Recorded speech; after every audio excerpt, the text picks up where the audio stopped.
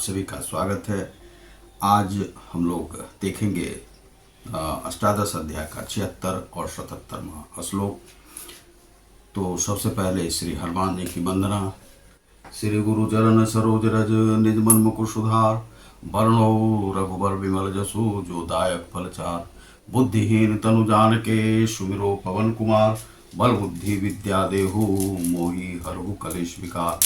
जय हनुमान ज्ञान गुण सागर, जय कपीस तिहु लोक उजागर। रामदूत अतुलित बल धामा, अंजनी पुत्र पवन सुत नामा। महावीर विक्रम बड़न, कुमति निवार सुमति के संगी। ओम वक्रतुंड महाकाय सूर्यकोटि संप्रभा, निर्विघ्नं कुरु मे सर्व कार्येषु सर्वदा।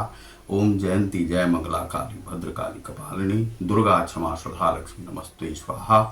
ओम त्र्यंबकं यजामहे सुगंधिं पुष्टिवर्धनम्, उर्वारुक वंदनान् मृत्यो मुक्षमामृता स्वाहा।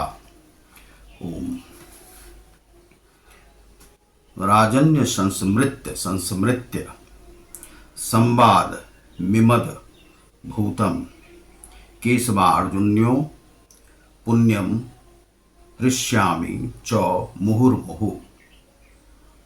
हे राजन, जब मैं कृष्ण तथा अर्जुन के मध्य हुई इस आश्चर्यजनक तथा पवित्र वार्ता का बारंबार स्मरण करता हूँ तो अति क्षण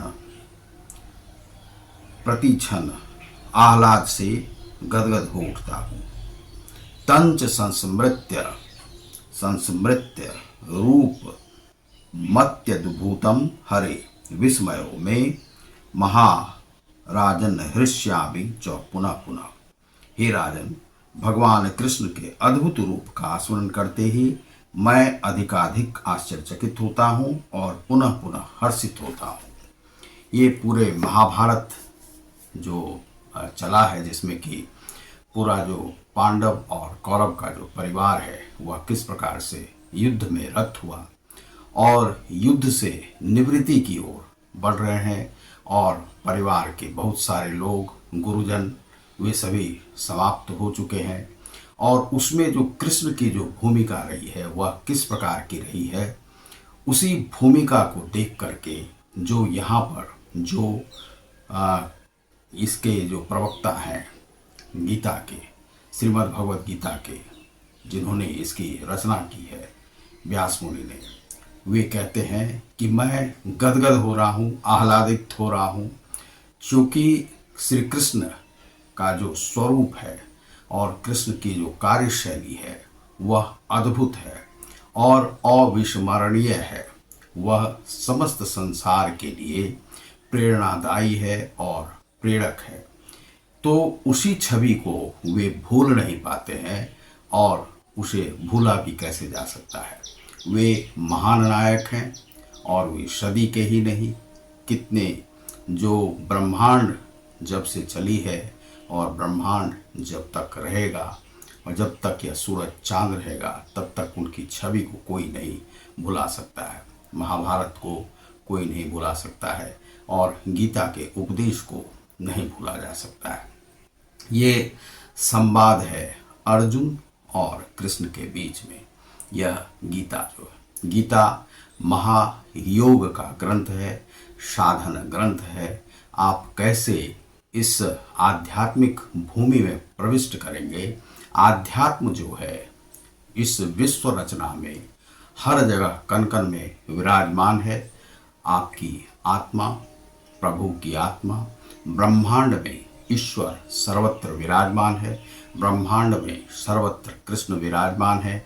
आप ईश्वर को जिस भी रूप में देखते हैं वह हर जगह पर कण कण में विराजमान है। आपके भी भीतर में श्री कृष्ण विराजमान है, आपके इष्ट विराजमान है, और उस छवि को देख करके आप यदि आध्यात्मिक रूप से कहीं भी चलना चाहते हैं तो एक भी कदम आप श्री कृष्ण से अलग होकर के नहीं चल सकते। कृष्ण के साथ हर कदम पर आप चल सकते हैं, क्योंकि नीति नियंता और नीति निर्धारक जो है वह श्री कृष्ण है। और श्री कृष्ण की छवि जो यदि आप अपने मन में बसा ली, बुद्धि में बसा ली है, तो आप गीता को कहीं भी विस्मृत नहीं करेंगे और गीता के उपदेश को कहीं विस्मृत नहीं करेंगे और गीता के साथ ही आप आगे बढ़ते जाएंगे।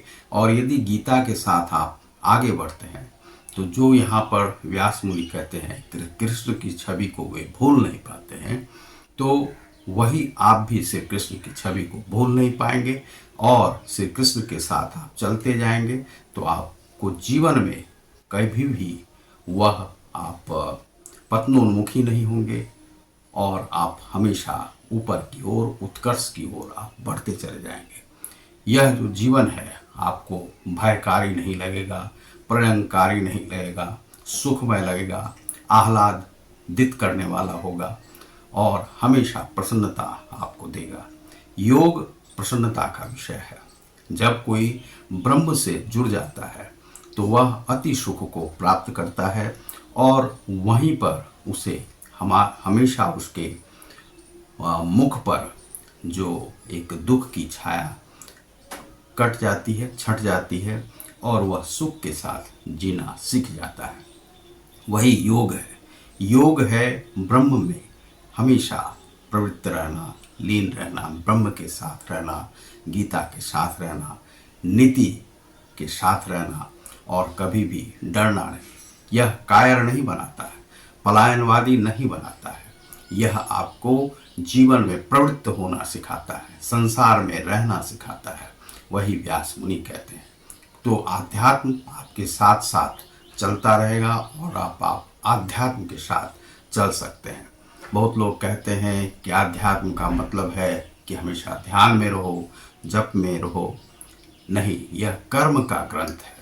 जो व्यक्ति अपने जीवन में कर्म को उतारना चाहता है, व्यापार को यहाँ पर सर्वश्रेष्ठ माना गया है और स्व और निज की व्यवस्था को सर्वश्रेष्ठ माना गया है और उसमें आप अपने व्यापार को जिस प्रकार से बढ़ा सकते हैं उससे बहुत सारे लोगों को नौकरी भी मिल सकती है और आप सहज जीवन जी सकते हैं और इस प्रकार से अपने कर्म को आप नित्य प्रतिदिन आगे की ओर बढ़ा सकते हैं, अपने राष्ट्र को भी आगे बढ़ा सकते हैं। तो गीता में इतनी क्षमता है कि वह व्यक्ति से लेकर समष्टि तक में विराजमान है और वह सब के लिए एक नीति का निर्धारण करता है। तो आप देख रहे हैं ग्लोबल योग गीता को। बहुत बहुत धन्यवाद। नमस्कार।